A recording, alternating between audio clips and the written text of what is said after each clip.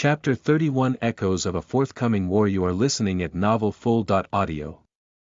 Marcellus gazed at the gory scene with a stoic expression on his handsome face. He had seen much death in this life and had even put many men to the sword. However, every time he witnessed the savagery of the Goths, he felt bitter in his heart. Word had come in the night that the Goths had raided a nearby village in Illyricum.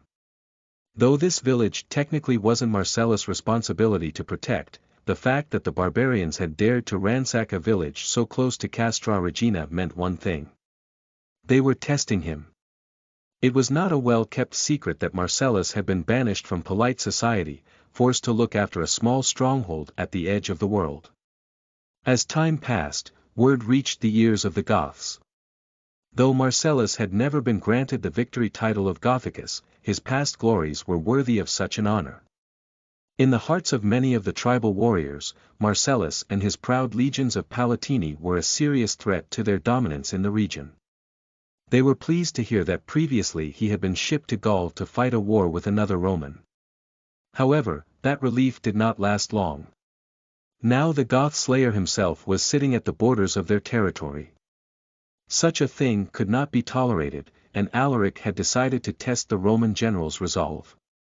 The scene of the town was a smoldering ruin, with corpses littering the field. Among the dead, they were mostly men. Undoubtedly the barbarians had kidnapped the women and children for the purpose of slavery. Smoke filled the air, despite the fires having long since died down, suffocating the Roman soldiers who witnessed the bloody scene of their neighbors' destruction. It was evident just by a casual glance that there were no survivors remaining in the village. However, there was one thing of notice which confirmed that this was a Gothic raid. In the center of the village was a large Zierscheib constructed out of the severed limbs of the raiding party's victims. Such a gruesome sight was revolting to gaze upon, and surely, if one was less accustomed to death and bloodshed, they would have vomited the contents of their stomachs upon witnessing such a scene. There was only one reason for such brutality, and that was the fact that the chieftain in charge was leaving a message for Marcellus. Soon enough, the Goths will march on Castra Regina. Such news did not bode well for the Romans. After all, Castra Regina was essentially the gateway into Italy. If the Goths wanted to invade from the east, they would either have to traverse for countless miles around the stronghold, or seize it with force. Upon realizing the intentions of his enemies, Marcellus immediately snapped the reins of his horse and began to ride back to the village, ordering a swift withdrawal to his soldiers as he did so. We return to Castra Regina at once. There is nothing to salvage here. With their commands, the makeshift cavalry that had been assembled in the weeks following Marcellus' successful experiments followed their leader back to the frontier stronghold. Completely unaware that a pair of pale blue eyes gazed upon their actions, hidden in the thick foliage of the nearby woods. After the Romans retreated from the area, a burly barbarian who wore the skin of a bear, and not much else, spat on the ground as he addressed his commander. "They're retreating. Should we attack them now?" The commander gazed into the distance as he watched the backs of the Roman forces withdraw. He shook his head before responding to his warrior's question. "No, they have seen our message. It is now up to Alaric to negotiate with the Romans for the promised payment." The bearskin warrior simply nodded his head in silence as he dreamed about the spoils that he would soon enjoy. War was coming to Italy, whether or not the Romans paid the ransom. Bloodshed between the two peoples was an inevitability. BL.net. Back in Ravenna, Stilicho stood within the Senate with a stern expression on his face. Currently, he was engaged in a bitter argument with Olympus and his supporters. Honorius acted as witness to this dispute, but truthfully could not care less about the topic at hand. With a boisterous voice, the supreme commander made his case. "Alaric has made his demands. If we do not pay him a ransom in gold, he will invade Italy through the borders at Illyricum. If we do not agree to his demands now, then I fear we will soon be facing an invasion in both the east and west. When that happens, Rome cannot defend itself. Our forces are dwindling. With the defeat of Marcellus in Gaul, we now have even fewer soldiers to rely upon. We must pay the man. Olympus scoffed when he heard the words that Stilicho spoke. Perhaps the man was too close to his godson and was merely trying to appease the enemy so they would not claim the boy's head. Regardless of the actual reason that Stilicho may have for agreeing to the Goth's demands, the senator refused to admit defeat. Bah! For what purpose should we hand a treasury's worth of gold over to these filthy barbarians? Did we not assign Marcellus on the border to keep Alaric and his filthy band of savages at bay? You even said it yourself. Marcellus is a rare talent. If you ask me, it was a wise decision by the emperor to place him on the border as a deterrence against the Goths. He does have a fearsome reputation among them, does he not? Stilicho was furious at the mention of Marcellus' reassignment. One of his best generals was now acting as a glorified border guard. He could not fathom the stupidity in Olympus's mind to be so foolish as to compel the emperor to dispatch Marcellus to Castra Regina. He immediately began to rebuke the man for his statement. Do you not realize what you have just said? You are asking us to rely on the faith of the Goths and the ancient terror of the Roman name. A simple army of Limitanii cannot hope to hold the line against a Gothic horde, even with a commander as brilliant as Marcellus at its helm. The two sides of the Senate argued back and forth for some time. Only a small minority of the men gathered accepted Stilicho's voice of reason. The foolish senators looked towards the courage of their ancestors on how to deal with the Gothic menace, when they instead should have followed their wisdom. Honorius, while initially unconcerned with the events that were being discussed, scowled when he heard Stilicho praise Marcellus once more. He had thought that he had gotten rid of that thorn in his side, but in the end, he still could not escape hearing praise for the man. Thus, he responded in Stilicho's favor, but for all the wrong reasons.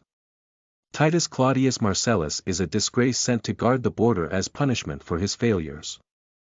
If the Goths truly pose as severe as a threat as Stilicho implies, then we can't simply leave the region's defense to that fool. I would much rather take solace in paying a simple ransom to those filthy Goths than trusting the lives of every Roman to a man like Marcellus. Olympus' smile grew bitter as he heard this. The Roman treasury was dwindling each day, and inflation was at an all-time high. However, it could still afford to pay a ransom here or there, thus he sighed heavily before nodding his head in agreement. If that is what His Majesty wishes, then we will pay off the Goths. We will just need some time to collect the funds. In the meantime, I am sure that Marcellus can handle the pressure from the Goths. Or perhaps he is as incapable as the emperor suggests, and if so, we will be facing a crisis. Only time will tell. Honorius nodded his head in silence, while Stilicho felt like crying. Though he could not refute Olympus' words, he knew the man would deliberately take his sweet time to collect the funds. His intent was clear. Olympus wanted to get rid of Marcellus once and for all, and having the boy act as the first line of defense against a Gothic horde was a good way to accomplish such a thing. Though Stilicho was unaware of the recent raids on the border, he suspected such things were occurring. If Marcellus could not successfully deter the Goths long enough for their payment to be delivered, then the Italian peninsula would soon be flooded with barbarians. Ultimately, it was as Olympus had stated. Only time could tell what would transpire. Chapter 32 Last night on Earth. You are listening at novelfull.audio. Marcellus sat inside his villa with a cup of wine in his hands.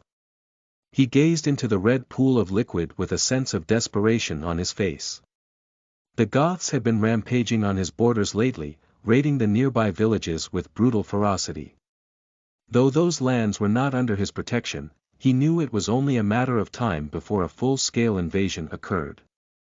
Try as he might, he simply lacked the strength to repel such a large force. Perhaps if he had been sent to guard the border a year prior, he might have been able to raise a capable force that could defend Castra Regina. However, as it stood, he simply lacked the time to establish such an army. Though he had made great lengths in strengthening his troops since he first arrived at his new post, it was not enough. Siegfrieda noticed the downcast expression on her master's face and quickly approached him, where she refilled his glass with more of the alcoholic beverage. A wry smile appeared on the man's face as he thanked the woman for her efforts. "Thank you, Siegfrieda, I'd be lost without you." The busty slave could tell something was eating at her master's soul, and quickly inquired about the details. "Do you want to talk about it?" Marcellus looked around to see if anyone else was present, and after confirming the two of them alone, he let out a heavy sigh before revealing the truth. "We are all going to die." The barbarian beauty froze on the spot as she heard this. It took her a few moments to inquire further. "What's going to happen?" The young general took a sip from his drink before giving the woman an explanation for his cryptic statement. "A horde of Goths lies at the border. For the past week, they have been raiding the nearby villages that aren't under my command. My army of farmers is the only thing standing between them and the Italian peninsula. Given enough time, and I'm sure I could make this plebeian rabble into a respectable army. However, I've been here for what, a month? 2. It's not enough time. I always knew I would die in the service of Rome. I just never figured it would happen as a disgraced general rotting away in some godforsaken frontier town." Siegfrieda reached out her hand and touched Marcellus' cheek. She did not have a grieving expression on her face. Instead, she seemed to be fine with it. "If that is our fate, then so be it." Marcellus chuckled when he heard this. The woman was so attached to him, and yet she would never allow him to make love to her. Maybe it was the alcohol affecting his brain, but he figured he had waited long enough. He decided to press her for an answer. "So, the barbarians could arrive at any hour. How about we spent our last few moments doing something more pleasurable?" An embarrassed expression appeared on Siegfrieda's pretty face. She desired more than anything to be intimate with her master at least once in this life, but there were still the fears in the back of her mind that made her hesitate. When Marcellus witnessed this, he drank more from his wine before giving up on the idea. "Fine, if that's the way you want to be, so be it." Siegfrieda could tell Marcellus was mad at her, and the idea that they would fight shortly before their deaths terrified her more than Aliana ever could. She quickly explained the reasoning for her hesitation. "Marcellus, it's not that I don't want to, it's just that I'm scared." Marcellus looked up from his glass and into his slave's dazzling ice-blue eyes with a curious expression on his face. This was the first time the woman had explained herself. "Scared?" A slight nod of the head confirmed her words. She quickly began to lay out the reasoning behind her dread.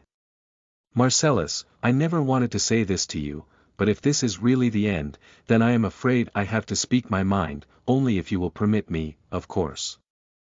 The young Roman general could tell his slave was being serious and silently nodded his head, giving her permission to continue. "I don't know how to tell you this, but your mother is terrifying. She's not the woman you think she is. She may be kind and loving to you, but she also has a frightening obsession with you. On more than one occasion, she has nearly killed me for getting too close to you. The last time she strangled me was when I returned from the campaign in Gaul without you. If I were to take the final step with you and she found out about it, that woman, she would." It shocked Marcellus to hear this revelation, frankly it didn't make sense to him. He had taken many girls to bed over the years, and yet his mother had said nothing. He had to clarify this matter at once. "But Siegfrieda, why is it only you?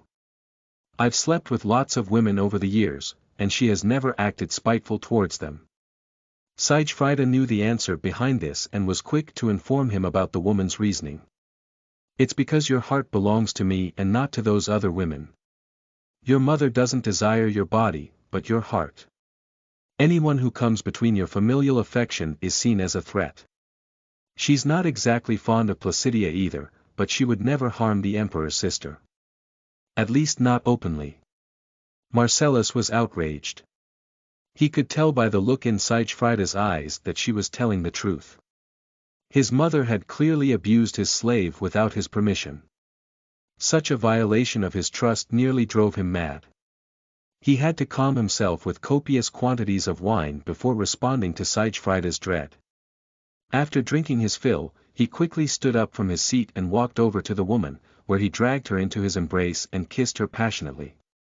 At first the Suebi beauty resisted, however, she eventually found joy in her lover's comfort. Once the woman was compliant, Marcellus stripped her out of her ragged clothing. While kissing her on the neck, he spoke the words that were contained in his heart. If this is my last day on Terra, then I intend to spend it with the woman I love. After saying this, the couple moved to the villa's bed where they continued their passionate activities until the sun rose on the next day. When the two finally awoke, they were still attached to each other, as if during their unconscious state they were fearful that one another might flee the scene. When Marcellus gazed upon his slave's beautiful face for the first time after they were joined together, he smiled, while grasping hold of her chin. He said the words to her that he had wanted to say since a young age. Siegfrieda. I love you. The blonde-haired woman nodded her head slightly before kissing her man on the lips. After doing so, she responded to his confession. I love you too. Just as they were about to go for another round, the door to Marcellus' room was kicked open, causing the couple to panic. However, the general immediately calmed down when he saw it was none other than Ordius standing before him. His relief lasted for but a minute, as the first words to come out of the intruder's mouth caused an immediate sense of dread to overwhelm Marcellus' soul. Ducks, the Goths have us surrounded. Marcellus quickly got out of his bed and dressed himself. Siegfrieda was by his side, but he gave the woman a strict command before rushing out of his villa. Stay here, and bar the doors. Do not open them for anyone but myself. Without waiting for a response, Marcellus adorned his plumed helm and walked out the door with his scutum in his off-hand. He quickly followed Ordius to the ramparts, where he gazed upon a particularly terrifying scene. For whatever reason, the Goths had not yet to enter the village below the fortifications. Instead, they surrounded it with an army of 50,000 men. They sent forth a particularly large blonde-haired man, who had a lengthy beard. This man was adorned in the finest armor a barbarian would wear and rode on horseback. Marcellus had encountered this man before during a previous campaign and immediately reacted with shock. Alaric, the Gothic king, called out in a voice so loud that the entire garrison could hear him. Come out and face me, Goth Slayer. I know you're in there. If you do not show yourself, I will flood this village with blood. Alaric had left him with no choice.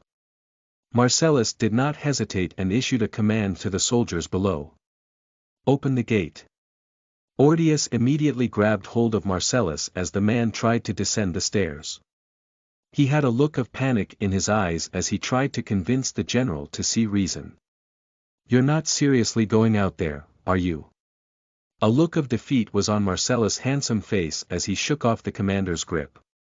He patted the man on the shoulder before giving him one last order. I am afraid he has left me with few options. If he and his army take my head, make sure to defend this fortress with everything you have. Even if we all die, we must take as many of those bastards with us. Having said that, Marcellus did not wait for a response and calmly descended from the staircase, marching out of the gates alone and towards the Gothic king who lie in wait for him. Chapter 33 A Simple Act of Deterrence. You are listening at novelfull.audio. Marcellus gulped the saliva that had pooled in his mouth as he approached the Gothic warlord by his lonesome. The man had spent years invading Rome, and despite the ferocity of his barbarian warriors, he had been trounced time and again. Even though Alaric had lost the wars, the devastation that he and his army had left across the empire was no laughing matter. Alaric gazed fiercely at Marcellus. It had been several years since their last encounter, and the Roman general seemed as resilient as ever. The Gothic king stood before Marcellus alone in between the village and the stronghold where the Roman soldiers lie in wait of a siege. The man chuckled when he found that the once proud general of Rome's finest armies had been reduced to a glorified border guard. He could not help but mock the man for his fall from grace. Titus Claudius Marcellus, general of Rome, and slayer of my people, standing here on the frontier of the empire, acting as nothing more than a commander among plebs. Who did you piss off to have such a lowly position thrust upon you? Marcellus merely sneered in disdain as he countered with a snarky remark of his own. Alaric! Have you grown shorter since we last met? For some reason, I remember you being more impressive. Alaric remained silent, but if looks could kill, then Marcellus would be a dead man. There was no doubt about it. The animosity between the two was fierce. Ultimately, the awkward silence that existed between the two was cut short by Marcellus, who raised his doubts as to what it was the Gothic king had planned. Honestly, do you seriously believe you can invade the empire and be successful this time? What is this, your third attempt at taking Italy? Why don't your people just stay in Illyricum, where the East has recognized your rule? Despite the mockery of his previous failed invasions, Alaric remained adamant about invading through Rhaetia. It was because of this that he provoked Marcellus, pinning the blame on the man for this conflict. My army has already taken Naricum. I was initially going to wait until your emperor responded to my demands before invading the rest of the empire. However, I heard a rumor that the Goth Slayer was in Rhaetia and I simply could not resist the idea of showing off my army to you. Surrender Marcellus, and I will spare your life. After all, if my forces were to see you as a slave, then it would surely be a boost to their morale.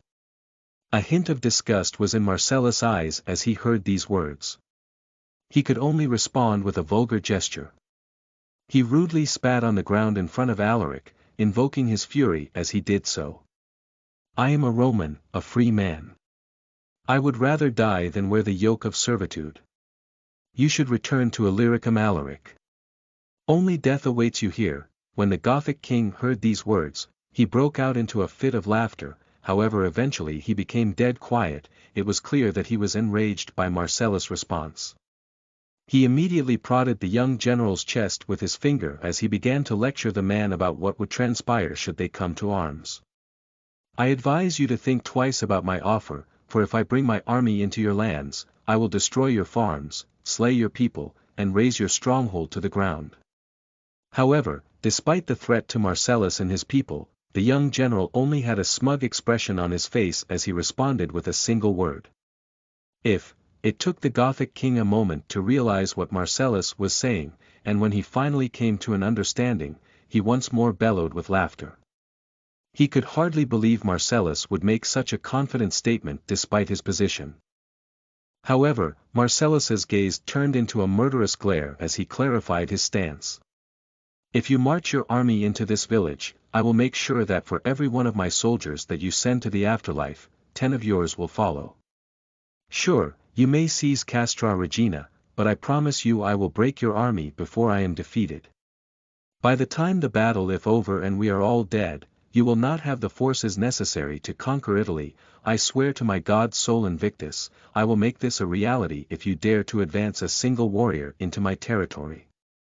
Return to Naricum, Alaric, and await your payment. I am sure Stilicho will convince the Senate to give you your ransom.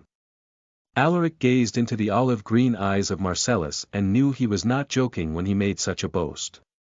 The man would rather die than surrender, and with the Marcellus death it was certain that many of the Gothic warriors would follow him into the grave. When faced with such a reality, Alaric could only relent. Thus, the man snarled like a wild beast before turning around and walking back to his forces. After taking a few steps, he stopped before parting some final words with his rival. If I am not paid in full by the end of the year, I will march into Rhaetia, regardless of your resolve. Be prepared, because with your circumstances, I doubt you have many friends left in Ravenna who will come to your aid. Marcellus merely smirked before responding to the man's threats with another one of his snarky comments. You know where to find me, Alaric. I'll be here defending the border until I am commanded otherwise. Should you desire to send your men to an early grave, I would be happy to oblige. Upon hearing this, Alaric merely scoffed before returning his army. As for Marcellus, he slowly walked back to the gates, cautious that Alaric might really attack the moment he turned his back. It was only after the barbarian hordes had retreated from the scene that the gates were opened and the Roman general could return to his fortress. The first to question Marcellus was the man named Ordius, who gazed at his general in shock. Dux, what the hell did you say to Alaric to get him to withdraw? Marcellus responded with a nonchalant gesture as she shrugged his shoulders in response. I told him the truth. If he were to attack this stronghold, we would fight to the last man, and his army would be ruined before he could ever step foot into Italy. The officer's jaw dropped in response to the general's remark. He could hardly believe that a simple tactic of intimidation worked on one of Rome's mightiest enemies. In fact, he had to ask for clarification on the matter to see if such a thing was reality. He believed that. Despite Ordius' disbelief, Marcellus had a proud smile on his face as he rested the palm of his hand on the man's shoulder while declaring his victory. Of course, you are my men after all. After saying this, Marcellus departed from the courtyard and returned to his villa, leaving behind a single comment to the soldiers who garrisoned the fortress. Secure the village and make sure the Goths have left the vicinity before resuming daily activities. After saying this, he knocked on the barred door of the villa and called out to his lover, who was hiding fiercely in a corner of the building with a knife in her hand. Siegfrieda, it's me. Everything is fine.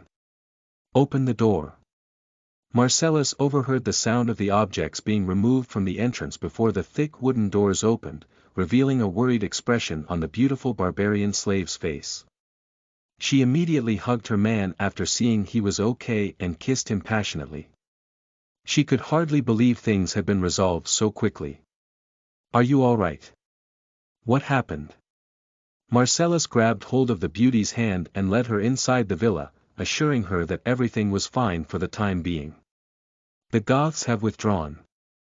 They may be back in some time, but for the time being, we are safe.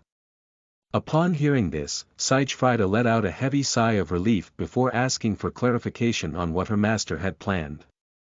What are we going to do now?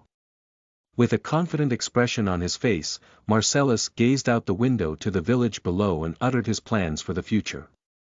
Now, we build an army capable of defending these lands from the barbarians. With that said, Marcellus had entered a new phase of development. One that would secure the future of his territory against the neighboring barbarian hordes who sought to overwhelm it. He may not be living the glory of the past, but the future waited for no man.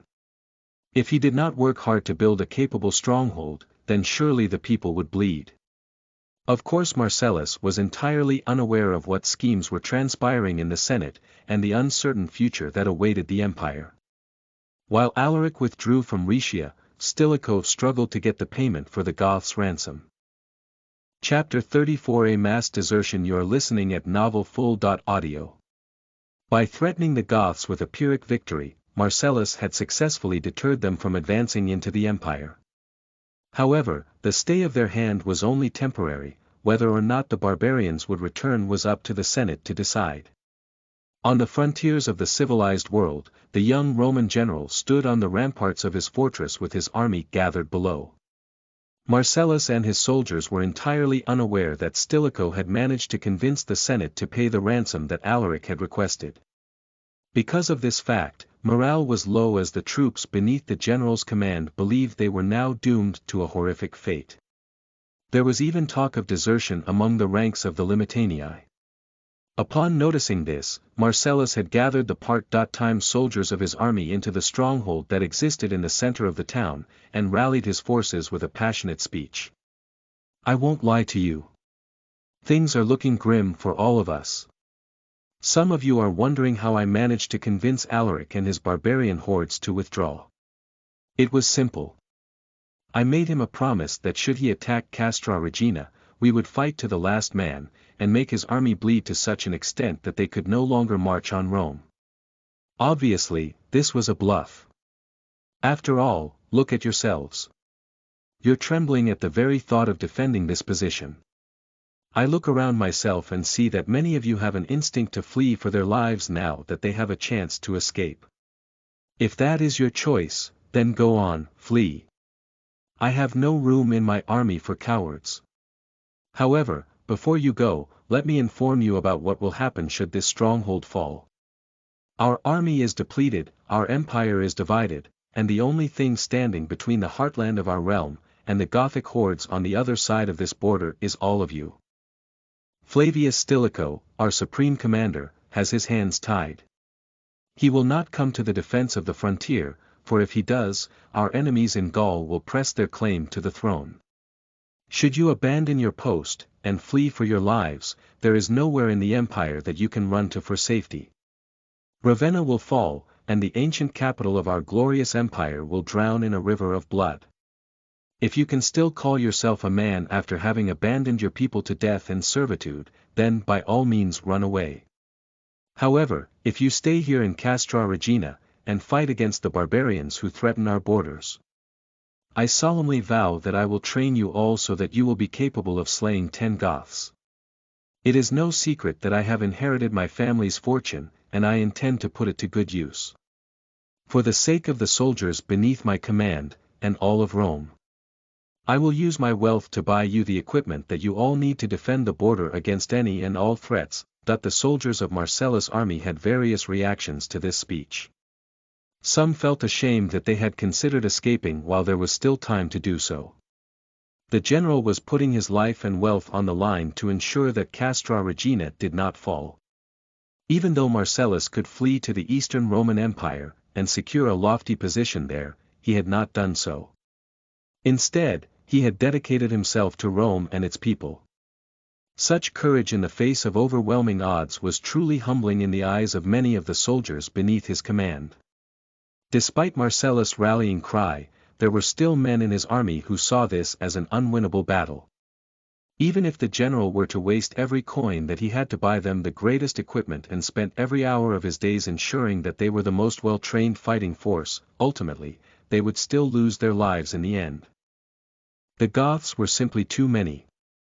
The best these men could do was run away from the frontier and pray to God that they and their families would be safe in Ravenna. In the end, a small segment of Marcellus' forces walked out of the fortress with their heads hanging low. 300 men were shamed by their comrades as they selfishly fled for their lives. Marcellus currently only had 3,000 men under his command, and when so many people abandoned their duties, he felt sadness in his heart. Then again, not everybody could be as dedicated to Rome as Marcellus was. However, those who remained had hardened their resolve to fight and die for the glory of the empire. When Marcellus understood that these men were now his true brothers in arms, he decided to inform them of his plans for the near future. There was a sense of pride on his face as he gazed upon the men before him. Very well, for those of you that remain, I won't lie to you. In the coming days, you will be facing adversity the likes you have never endured. However, if you trust in my judgment, and follow my commands, I promise I will transform you into an army even the legions of the Principate would admire. Today you are no longer mere Limitanii, but the legions of Titus Claudius Marcellus. The soldiers who remained in Marcellus' army understood that the path to victory would not be easy. However, for the sake of their families, and their civilization, they would put their lives on the line, and endure whatever hardship Marcellus threw at them. After saying his speech, Marcellus stepped down from the ramparts where he made his speech and made his way back to the villa. He had no time to waste and intended to send a message to an old friend in Rome to help him procure the necessary supplies to outfit his armies with the equipment they needed to put up a fight against the Gothic hordes. Enough time had passed for Marcellus's message to reach the Roman capital. Currently, a young girl no older than 14 was sighing heavily as she lied on her bed while gazing out her window. She was utterly depressed. The fate of Marcellus was cruel, and to have him driven away so quickly after his return from his previous campaign had made Placidia sulk for months on end.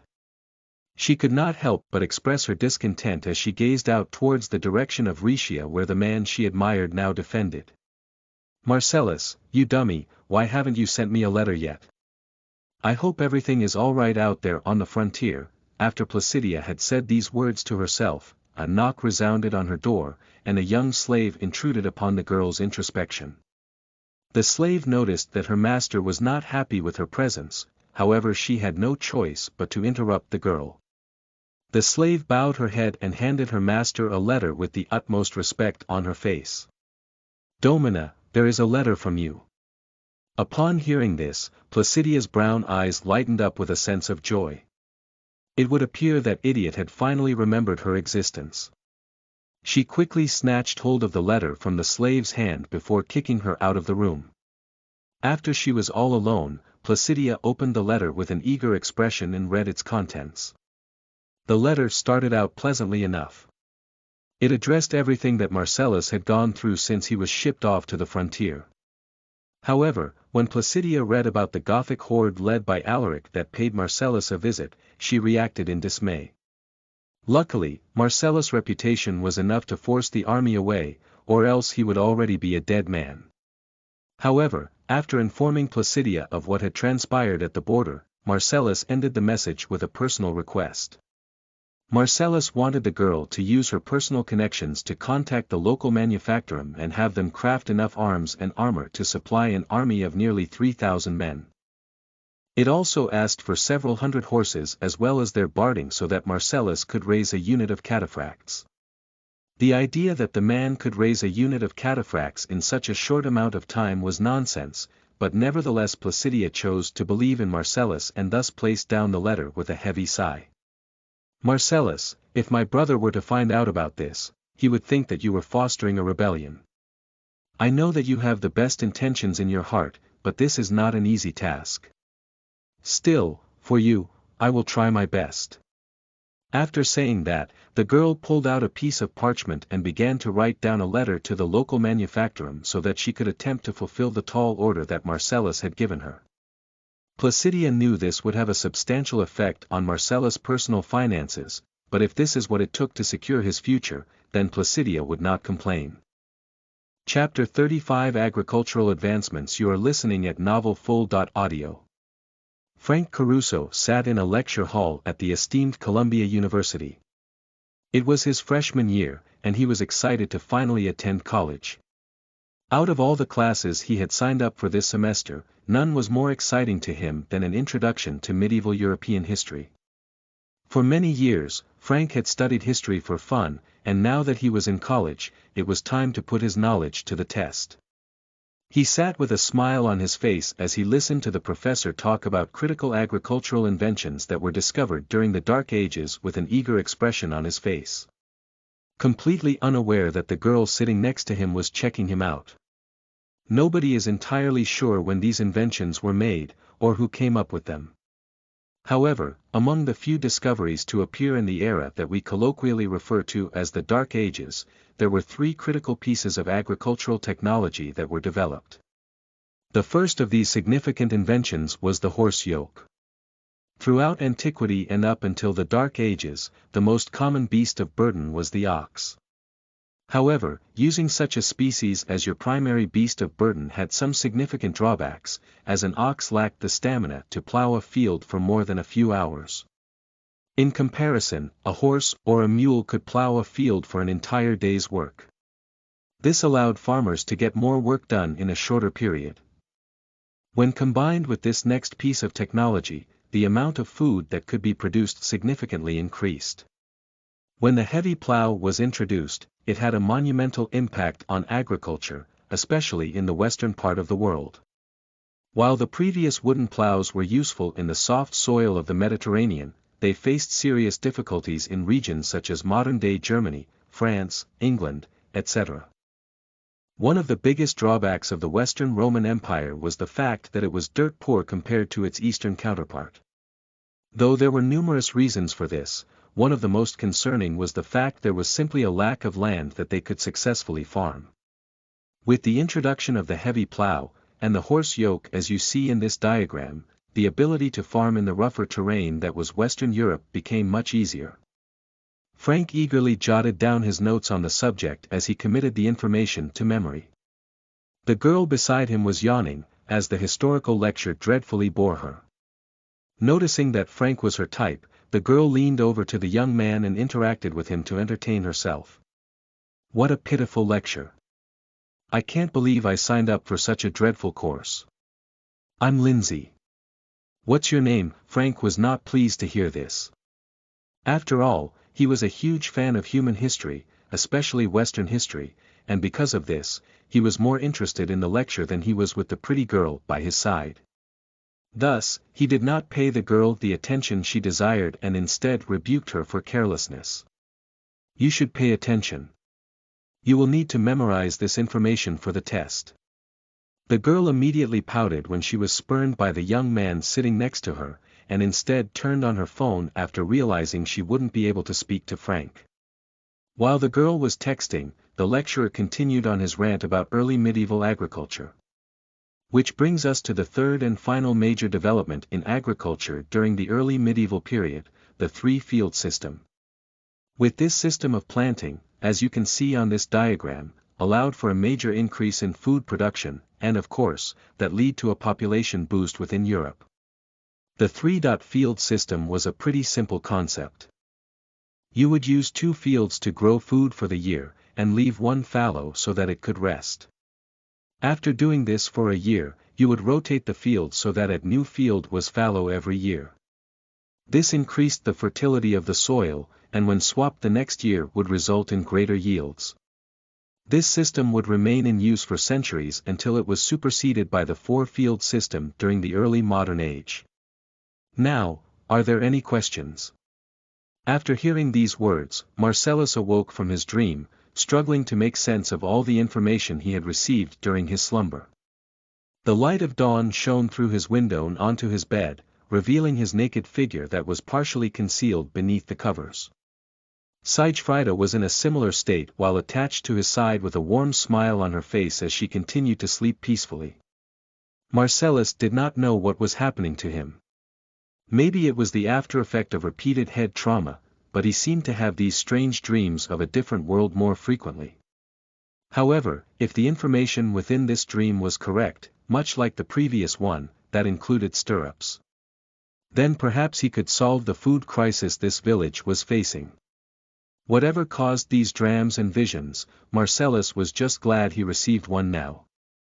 As it would soon be time to plant the crops for the fall harvest, and if that was the case, he had decided that he would experiment in his fields with these new technologies. However, that was a concern for another time. Upon seeing Sigfrida so defenseless, Marcellus reached his hand over and grasped hold of one of her bountiful breasts. It was so large that his hand could not contain it fully.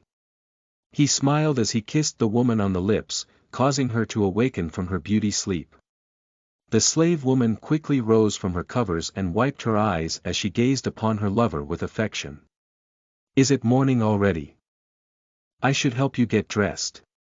Give me a moment. After saying this, the woman rose from beneath her covers to reveal her naked figure. No matter how many times Marcellus saw this, he could not help but get excited. However, he was well accustomed to restraining himself, and thus he waited patiently as the woman dressed him in his clothes for the day. This was not the early days of the Roman Empire, where it was considered barbarous to wear pants. Such ancient customs had long since been abandoned. Instead, the most common attire of a Roman citizen was a tunic, a set of trousers, and a cloak. The Suebi slave carefully adorned all of these items across Marcellus' muscular body, as she ensured that he was properly dressed for the day. As she finished up wrapping the man's cloak around him, the enslaved beauty could tell something was bothering her master, and thus raised her brow as she asked the question on her mind. Is everything all right? You look troubled. Marcellus sighed heavily before shaking his head in defeat. He did not intend to reveal the full extent of his newfound visions. Such information would only make others look at him weirdly. After all, this was the Christian era, and to speak of receiving visions from the gods would surely result in persecution. It's nothing serious.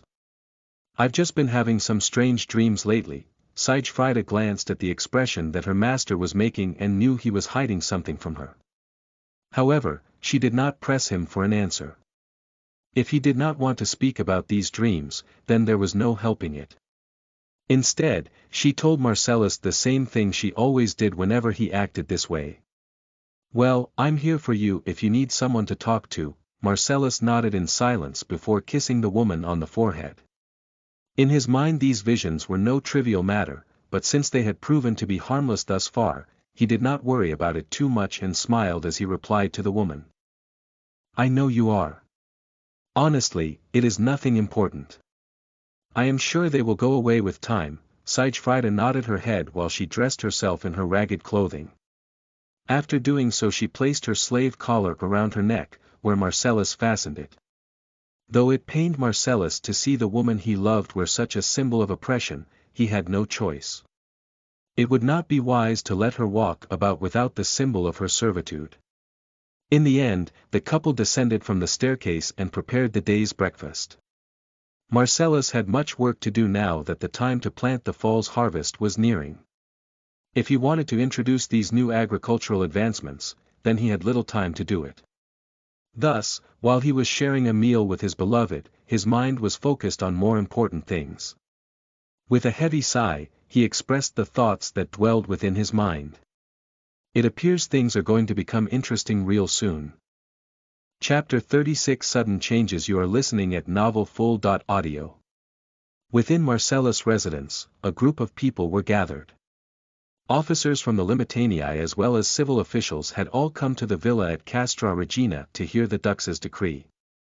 Rather than attend to the needs of the people one at a time, Marcellus had gone out of his way to gather his competent subordinates to put his many plans into action. With the Gothic occupation of Noricum, thousands of Roman citizens had fled into the neighboring provinces such as Rhaetia. To put it simply, Castra Regina did not have the means to accommodate those who ended up in Marcellus' territory. Despite this, the young general refused to turn them away and instead accepted them with open arms. His reasoning for doing so was simple. The more young men that lived in his territory, the more laborers he would have. Not only that, but these men could be drafted into his army to replace those who had deserted. It was because of this that Marcellus made a shocking decree to everyone who was gathered before him. By right, as the Dux of Castra Regina I, Titus Claudius Marcellus hereby announced the forced conscription of all young men between the ages of 16 and 20 into the Limitanii, to serve the glory of Rome until a time when the threat posed by the Goths has passed. Such a command was met with shock by those who were gathered. However, Marcellus did not care in the slightest. It was necessary to raise his forces if he were to defend the region from the overwhelming numbers of Goths who lie at his borders. The men who were standing by Marcellus' side immediately broke out into a dispute on whether or not this was a good idea. How will we plow the fields, with so many young men fighting on the front lines? This is outrageous. My boys are not fighters. They will not survive a single battle. However, Marcellus did not care about their complaints. In this territory, he held absolute authority. It was the nature of frontier outposts, that the commanding officer was practically a feudal lord. Thus, he immediately raised his voice and cut off the complaints with an authoritative shout. Order, I will have an order in my villa. As with the existing Limitanii, these youths will be serving part-time, and will still carry out their duties tending to the fields. This is not a request, but a demand. If we do not fill our ranks with as many soldiers as we can, then we will be swept aside by the Gothic tide. For those of you who resist, I will have you serve by the side of your children. Upon hearing the severity of the situation, the old men who were gathered remained silent. Who would dare risk angering the Dux when presented with such a threat? These old men could barely hold a sword, let alone fight a barbarian warrior. With everyone in agreement, Marcellus moved on to the next point of his agenda. As you may know, there is a current food crisis in the village. Thanks in part to corruption of the previous administration. I have found records indicating that my predecessor was conspiring with the corrupt merchant once known as Beto to hold a monopoly over the village's grain supply, and there are plenty of merchants who would be willing to fill the gap for an acceptable price. Thus, I intend to pay with my own funds for enough grain to feed the village for the upcoming winter. However, such a thing is a short-term solution, and it is because of that I plan to introduce new agricultural methods that come from the heartland of our empire. Recently developed technology has shown an increase in crop yields. Thus I intend to implement the following in our field starting now. The 3-field system, the horse yoke, and the heavy plow. The reality was that Marcellus had devised this technology from his dreams, but he couldn't very well convince those beneath his command to implement the technology. Thus, he lied and said the technology originated from the heartland of the empire, which everyone knew was better off than the frontier. After saying this, Marcellus spent nearly half an hour going into great detail about how the new agricultural methods would work, and instructed those responsible for looking after the fields to begin their implementation immediately. Those who had some knowledge of agriculture understood that the plan was feasible and would yield more crops. If such a thing were the case, then they would gladly spread news of this system so that the fall harvest could be plentiful. However, as with any major change in society, there were those who disagreed. Ordius merely watched and sighed as he saw the discontent that was sown among the leaders of Castra Regina. He decided to take a stand after listening to a few of the village heads scold Marcellus for his boisterous claims. The dux has made his decree. Everyone here knows the price that must be paid for disobedience, and yet you still dare to question his orders. If you remain defiant, I will have no choice but to have you arrested and beheaded. With such a threat from the officer directly beneath Marcellus' command, the various heads of the village calmed their internal fury and remained silent. Upon seeing that order was restored, Marcellus nodded his head in approval of Ordius' actions before giving out thorough instructions to the villagers. With these agricultural innovations, we should have enough to feed our people, including the refugees, as well as our livestock. Those of you who doubted my command to slay the corrupt merchant Beto will see for yourselves how capable I am. Here in Castra Regina, my authority is absolute, and any of you who seek to impede my progress shall be met with the cold steel of my blade. I am the dux, and you are beneath me. It is your job to fulfill my orders, whether you agree with them or not. If that is all, then you are dismissed. I have much work to do, and little time to do it. Having said this, the various heads of the village left the villa while grumbling their complaints. As for Marcellus, he was working on signing the decree into law. Ordius saw the exhausted expression on the man's face and complimented him for his efforts. Our previous dux has done little in the way of improving the village. You have my thanks for all the hard work you have done. Marcellus merely sighed as he heard these words before revealing his mindset. The emperor has tasked me to protect Castra Regina and the surrounding regions from the many threats which seek to destroy the empire. While I do not know how long I will be here, I will do everything in my power to fulfill the task that I have been given. I am not the kind of man to sit back and allow the enemy to grow in number while my soldiers starve. Ordius nodded his head in approval of the general's words. In the past, when the two had served together, Marcellus was always a strict but efficient leader. It was because of this that Ordius' multiple infractions were cracked down upon and he was dismissed from his position as a member of the Palatini. If not for Marcellus, then Ordius likely would still be a penniless drunk. The punishment for his sins was enough to snap him back to reality and force him to improve himself. For this, he was thankful. He knew with Marcellus at the helm Castra Regina was far more likely to succeed in its goals than it would be under anyone else's command.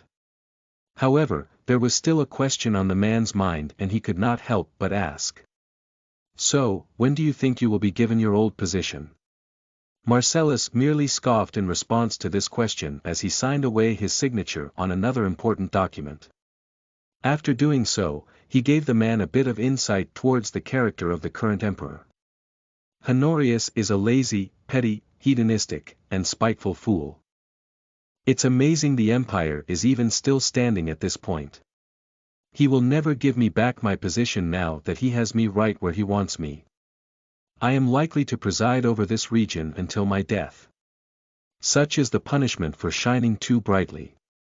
Ordius had heard rumors about the emperor's behavior, but outside of Ravenna there were still many subjects who believed that the emperor was doing everything he could for the betterment of the people. To hear such an estimation of the man's character from someone like Marcellus destroyed what little sense of morale Ordius had left within his heart. However, Marcellus' next words inspired the man to act better in the future. It is because our emperor is so pathetically incompetent that we as Romans must shed our blood, sweat, and tears to ensure that the civilization that our ancestors have built remains standing in a world gone mad. Every man must do his part for the betterment of Rome, myself included. Thus, no matter how exhausted I may be, as long as I remain breathing, I will give everything I have to ensure that Castra Regina does not fall, and that the people beneath my rule are treated fairly. They can complain all they want, but ultimately, conscription is necessary. After all, our very survival is at stake. So Commander Ordius, I am tasking you with taking these blueprints to the local blacksmith. Place an order on my behalf, with the funds I will provide you with. I need enough horse yokes and heavy plows to replace our current methods. Ordius nodded his head. There was a look of pride in his eyes as he responded in affirmation of his orders. Yes, sir. Having said these, Ordius received a bag of silver coins to be used as payment for the horse yokes, and a letter that was written by Marcellus personally to be given to the blacksmith in question. Afterward, the man marched out of the villa and into the village below to place the order. As for Marcellus, he sat back in his chair and rested his weary head on the palm of his hands. If there was one good thing about this pitiful assignment, it was the fact that he and Siegfrieda had grown closer because of it. Though how long these peaceful days could last, he did not know. Chapter 37 Procuring Arms for the Limitanii. You are listening at novelfull.audio. Galla Placidia stood in the middle of Rome's local manufactorum with a forced smile on her face. Not everybody had the ability to enter this region unannounced. For here, all the arms and armor of the Roman Empire were manufactured, largely by the use of slave labor. However, Placidia was the emperor's sister, and it was not easy to deny entry to her.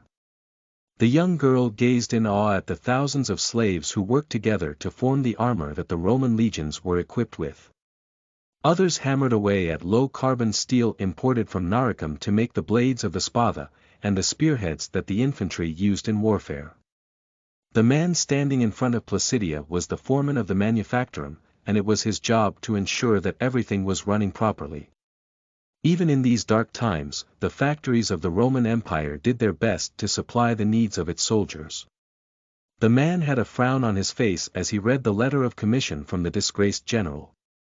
3,000 sets of Larica squamata, 3,000 subarmalis, 3,000 helms, 3,000 greaves, 2,500 oval scutum, 3,000 spada, and 12,500 plumbati. Just what kind of order is this?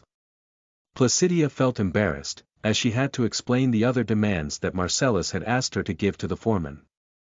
Despite her embarrassment, she presented a calm facade as she gazed into the foreman's eyes and reminded him of the rest of Marcellus' order with an authoritative tone.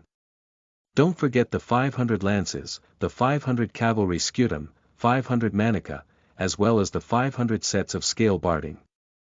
The foreman was slightly perturbed with the little girl's tone of voice, but upon remembering that she was the emperor's sister, he sighed heavily before questioning her which bastard was making such tall demands of him. Pray tell, is it your brother who has requested these items? What is he trying to do, create a legion on par with the Principate?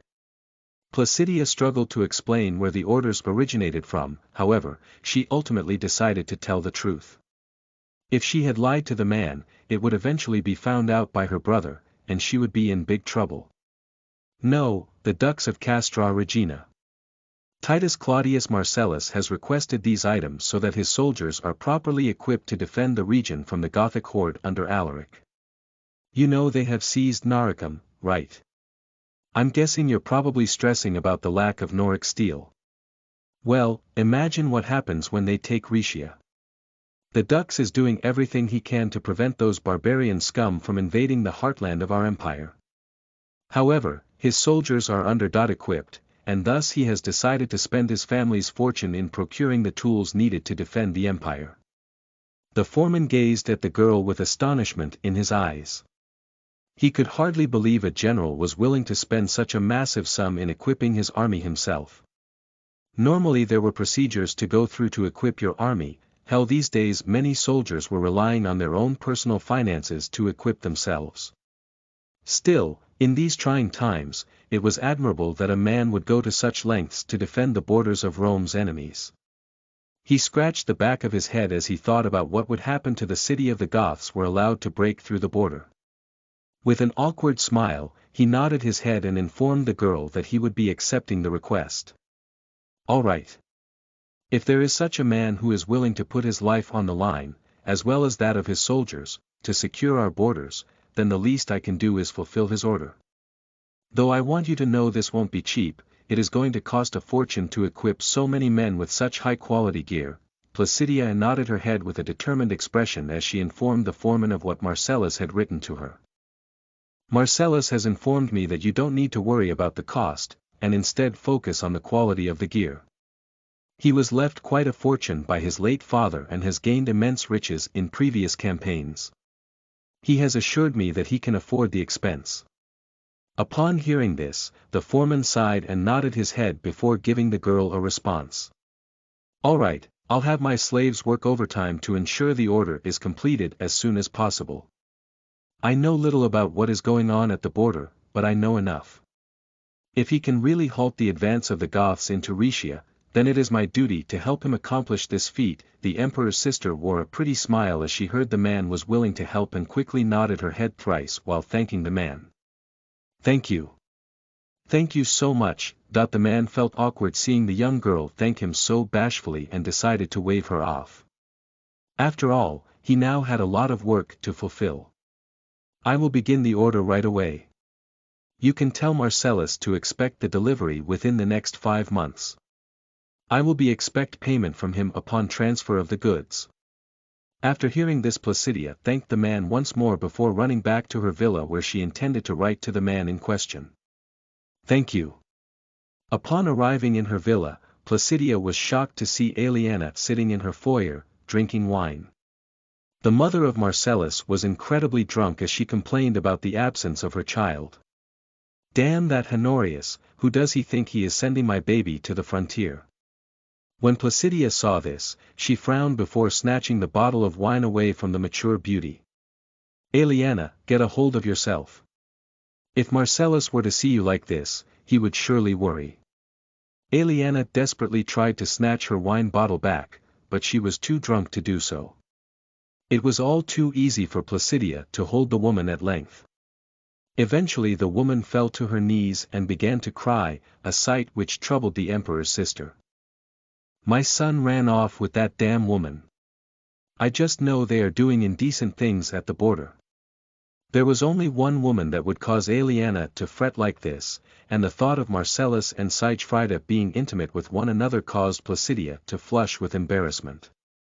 She could vividly imagine Marcellus groping the Suevi beauty's chest with a dumb smile on his face, which caused the girl to look down at her own meager mounds with dissatisfaction.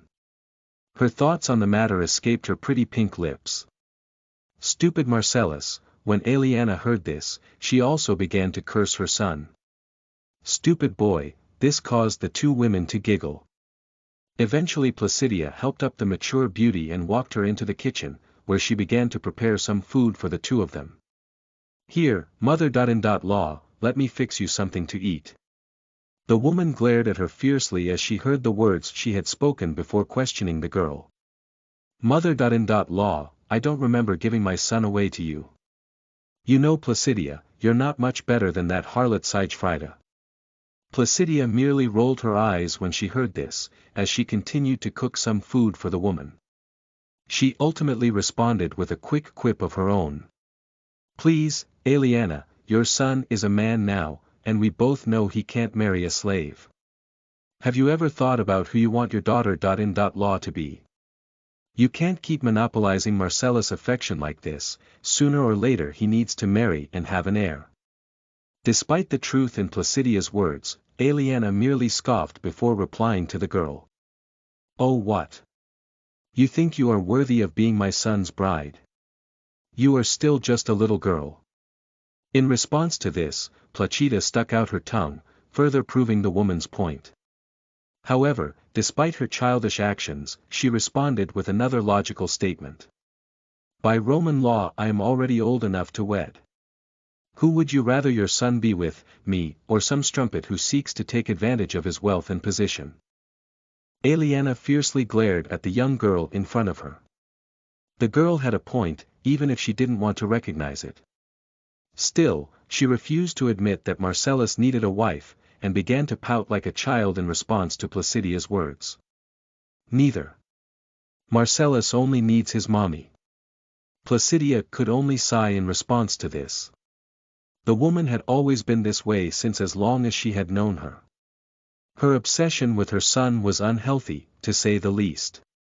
However, given enough time, and the girl was convinced that she could coerce the woman into approving of their union.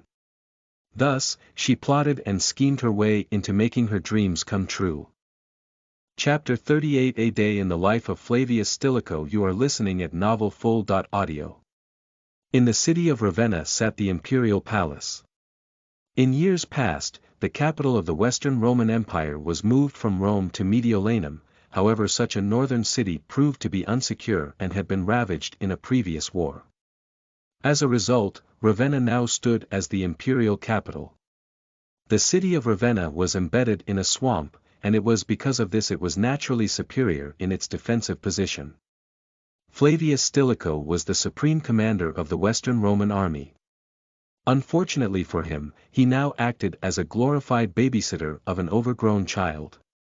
The Emperor Honorius was a young man in his early 20s, and despite this, he was dim-witted, lazy, hedonistic, and outright petty. It was because of men like Stilicho that the empire was even still standing. Currently, the Goths were occupying Noricum, and the usurper Constantine III had taken over the diocese of Britannia and Gaul. If he made a move on either of them, the heartland of the empire would be ravaged by one or the other. Thus, because of that, he could only rely on buying temporary peace to sustain the borders of the empire. Despite this, there were many equally petty senators who thought of such a thing as a major insult to their pride and honor. Stilicho was living in a nest of vipers, and every single one of them was trying to influence the young emperor to act against him. It was for this reason that the man smiled when he read a report from Castra Regina. Unbeknownst to him, at the time he was convincing the Senate to agree to Alaric's demands, the man himself had marched on Castra Regina. Thankfully, Marcellus was able to deter the Gothic invasion with a simple threat. Still, it was testament to the young general's reputation that a man like Alaric stayed his hand. Marcellus' actions had bought Rome time to prepare the ransom so that Alaric would not invade. Of course, Alaric was a filthy barbarian and he could not be easily trusted. While reading this letter, Stilicho also saw the words that Marcellus had left him. I intend to transform my Limitanii into a force that our ancestors would be proud of. It will be difficult, but it is the only way I can defend this land I have been tasked with protecting. Because of this, I have spent a fortune commissioning arms and armor for my soldiers. They train every day, and are not allowed to slack off on their other work. Just know that each man who stands among my ranks is willing to die to defend the border from the Gothic threat. You must do your part to negotiate on behalf of all of us Romans to ensure that Alaric stays his hand. I fear I am not in a position to do anything other than deter the man. Just know that should the day come that Alaric brings his troops into my territory, my soldiers will fight to the last man to protect its people. Stilicho could only shake his head when he read this. Despite being half-Vandal, Marcellus had considered him a true Roman, something the members of the Senate disagreed upon.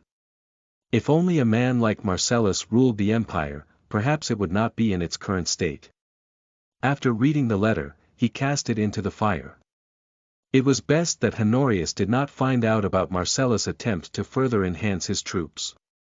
The petty fool might actually accuse Marcellus of treason. Dwelling upon this, he decided to do everything in his power to conceal the manufacture and sale of the goods that Marcellus had requested. At the very least, there would not be a trail for Honorius to follow. He decided to write a letter to the foreman of the Roman manufactorum, explaining to him that Marcellus was commissioning the goods on his behalf. If Honorius were to find out about this deal, then Stilicho could always say he was simply acting to strengthen the border defenses against the Gothic threat. After doing this, he left his chambers and soon found the Roman emperor staring at his pet chickens with a dejected gaze. Whatever had occurred, Honorius was clearly in a foul mood. With a heavy sigh, Stilicho approached the man and questioned what was on his mind. "Your Majesty, is there anything I should be aware of?" Honorius did not immediately respond, and instead cast out a handful of seed for the chickens to feast on. After doing so, he began to complain about his life. "Despite Marcellus' punishment, my sister still writes to him. I fear that the girl has fallen for that scoundrel. Yet, I do not have any proof. Tell me, how should I punish the bastard for wooing my little sister?" Stilicho knew it was something petty, but he didn't realize it was this bad. He had no choice but to advocate on Marcellus' behalf. "With all due respect, Honorius, your sister is old enough to wed, and you have yet to find her a proper partner. I know you despise Marcellus, but he only has Rome's best interests in his heart. I assure you he has no desire to do anything but serve the empire. If you keep punishing your most loyal servants because of your personal feelings, you won't be able to inspire others to act on your behalf. If your sister has truly developed feelings for the man, then perhaps you should reward him, by agreeing to wed the girl to him. I know you don't want to hear this, but there are rumors developing in the Senate that perhaps you fancy your sister. It is better to marry her off to a capable man, than to sit by and do nothing." Honorius remained silent for some time as he dwelled on the subject. He truly despised Marcellus, if not simply because of the vicious scolding he had received when he visited the man in prison. He could not forgive Marcellus for speaking to him in such a manner. His sister's happiness was not one of his concerns, but if there were rumors about him being in love with his sister, then he needed to find the girl a husband quickly. Still, it was true that he was lacking competent subordinates aside from Stilicho and Marcellus. It was one of the reasons he had not outright executed the young general.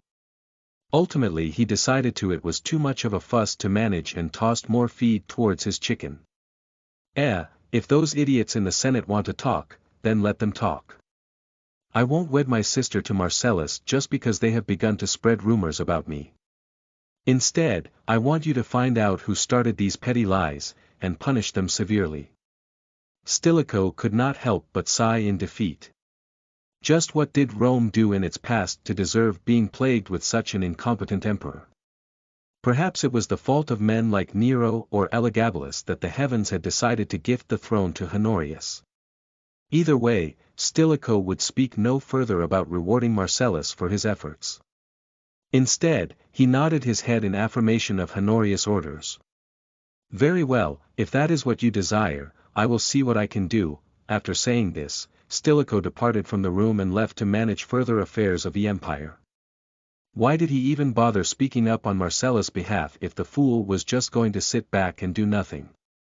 As for Honorius, the snake known as Olympus quickly approached him. The man had a forced smile on his face as he whispered venom into the fool's ears. "He seeks to overthrow you, you know that, right?" Honorius immediately snapped his attention towards the senator when he heard this before inquiring further about what he was talking about. "Who does?" The man struggled to contain his contempt for Honorius' stupidity as he clarified what he meant by his previous statement. "Stilicho, he knows he can't be emperor because of his sullied lineage. But Marcellus, he's a member of the gens Claudia. Rumor has it that the man is even descended from the Julio-Claudian dynasty of centuries past. If such a thing were true, then it would not be surprising if Stilicho sought to replace you with his favored son. Think about it, Honorius, why is Stilicho always pressing for Honorius to be rewarded? Even now he seeks to wed your sister to the man to improve his claim to the throne. You should be wary of those who say they are most loyal to Rome, for they are usually the ones harboring treasonous sentiments." A light flickered in Honorius' eyes before he shook his head, denying such a possibility. Stilicho had always been loyal to his family. Such a thing made little sense. No, Stilicho wouldn't do that. In response to this, a vicious smile curved itself upon Olympus' lips as he twisted the truth to his means. "No, of course not. I mean, he did just agree to spend 4,000 gold to prevent the Goths from invading Rhaetia. It must simply be a coincidence that Marcellus is currently guarding the border between Rhaetia and Naricum as we speak. After all, Stilicho surely wouldn't convince the Senate to spend such a vast sum or money just to protect his favorite son. After saying this, Olympus did not wait for a response. He left the emperor alone, dwelling on these thoughts. Unfortunately, doubt had set in Honorius' heart, and after this conversation, he would view Stilicho in a different light. Chapter 39, A Tough Decision. You are listening at novelfull.audio. With the order for the new equipment underway, Marcellus spent his days at the border, training his soldiers, and managing the affairs of the province that he was tasked with leading. As a dux, it was his job to protect and look after the development of his region. Because of this his job was closer to that of a feudal lord than it was to the ancient position of legatus. Under the dominate the province of Rhaetia was split into two. Rhaetia I and Rhaetia II, currently Marcellus, only ruled over the easternmost half. Such a thing was an enormous slap to his face, as Marcellus was once a man ranked directly below the supreme commander. Now he was the leader of a single province. However, as time passed, he got over his grievances and took his job seriously. By now the time to plant the crops for the fall harvest had come and gone, and under the direction of Marcellus' orders, he successfully introduced 3 major improvements to agriculture across his lands. At first there were many who doubted him, but after seeing the initial results of the new improvements, nobody in Rhaetia dared to speak out against his orders. Even with the fall harvest being months away, the plebeians who worked in the fields were shocked at the amount of crops that could be sown with the invention of the 3-field system.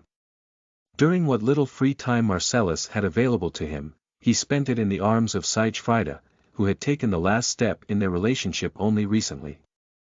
As far as he was concerned, they were married in everything but name.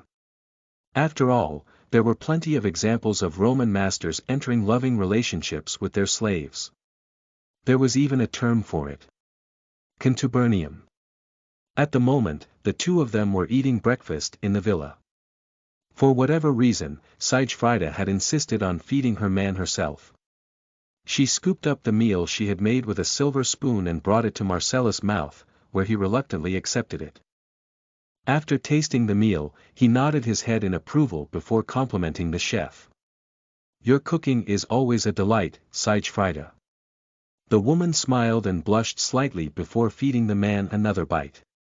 After doing so, Marcellus wiped his mouth before pushing the woman aside. He had a stern expression on his handsome face as he explained the thoughts that had dwelled within his mind these past couple of days.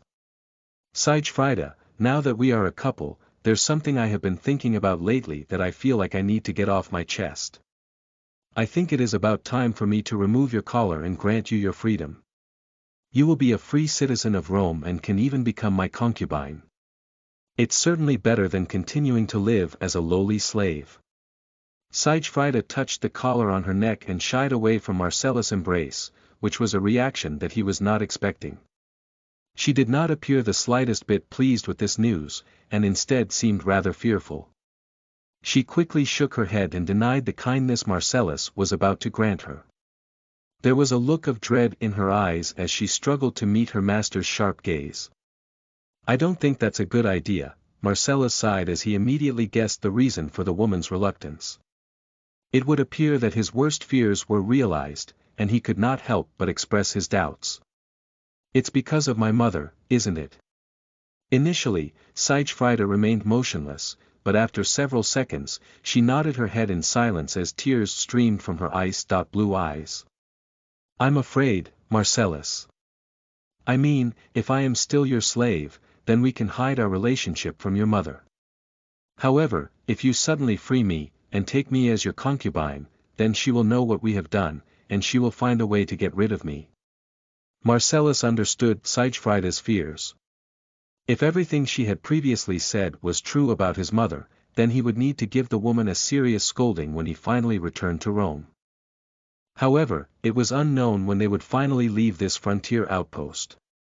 The two of them could quite possibly be here in Rhaetia for the rest of their lives. If that was the case, then he'd be happy to take Siegfrieda not as a concubine but as his lawful wife. Especially since he wasn't likely to meet a beautiful patrician woman here in this podunk town. He spoke with fierce resolve as he swore to protect the woman he loved from the hateful grasp of his scheming mother. Siegfrieda, I promise you, I will not allow my mother to harm you any more. If she tries, then I will punish her myself. However, you have to understand that we are on the edge of the world now. We may never return to Rome. Should you be forced to endure slavery, simply because you are afraid of a threat that is a world away? I love you, and I want the whole world to know it. The words that Marcellus had spoken pulled at Siegfrieda's heartstrings, causing her chest to thump rapidly. It took her several moments to decide on whether she would continue to be a slave, or become Marcellus' concubine.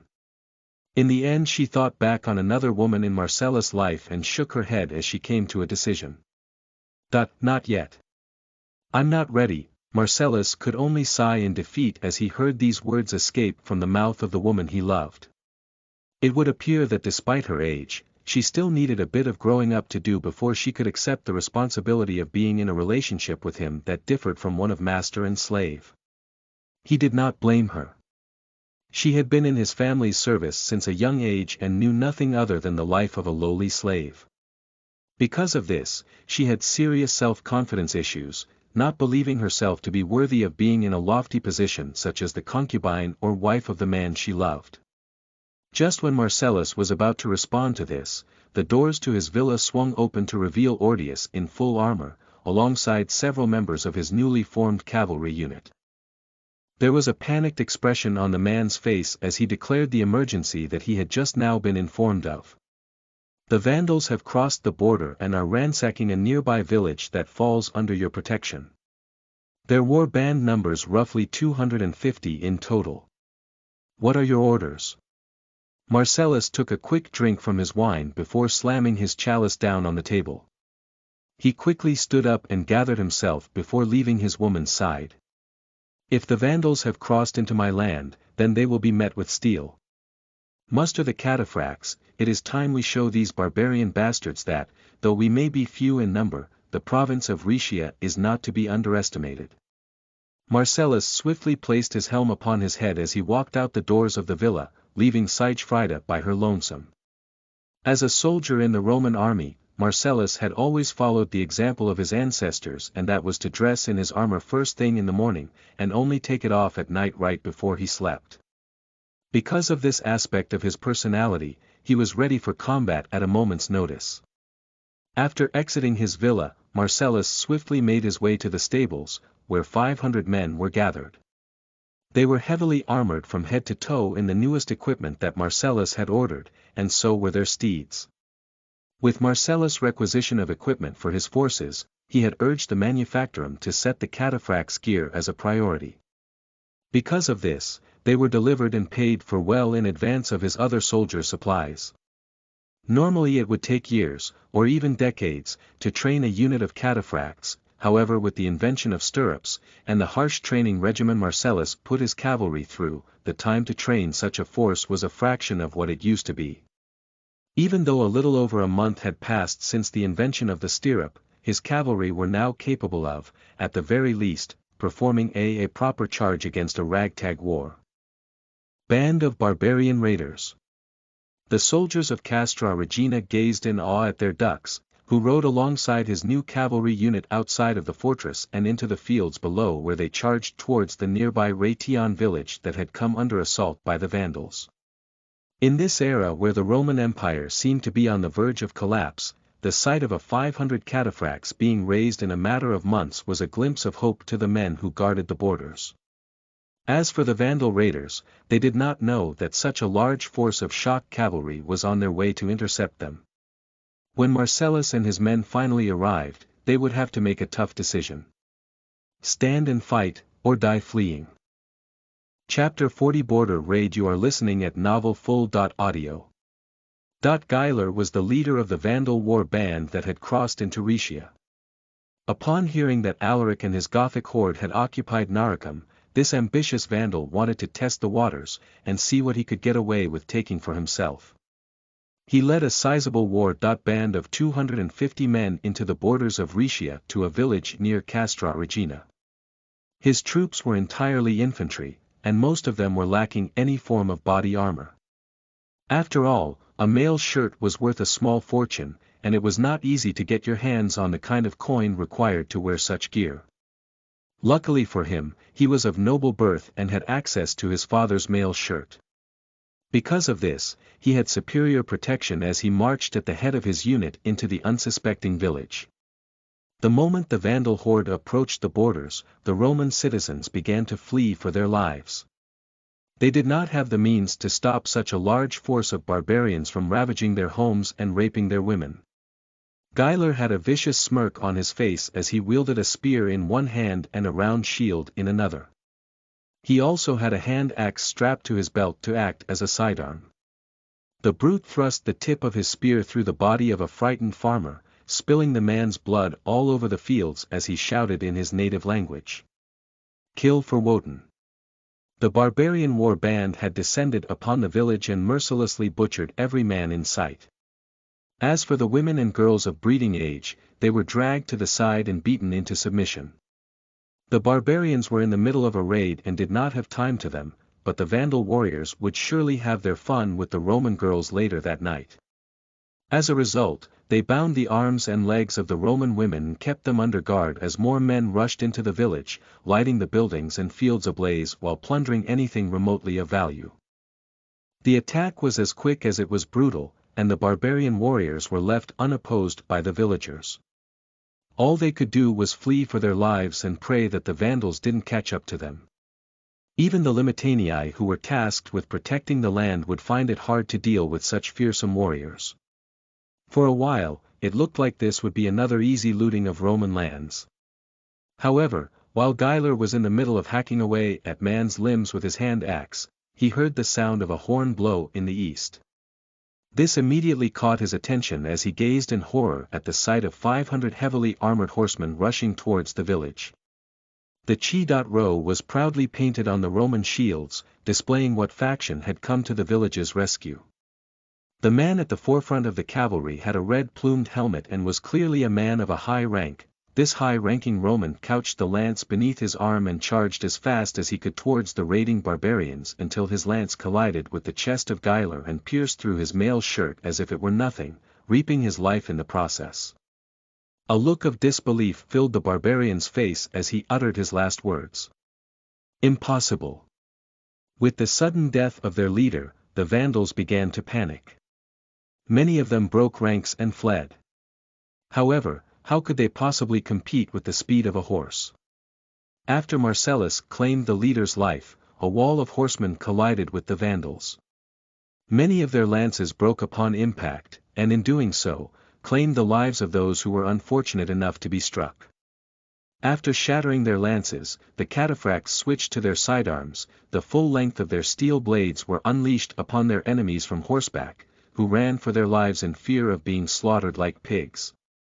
Though a few brave men stood their ground and fought with the cavalry. After all, it was better to die in battle and enter Woden's hall.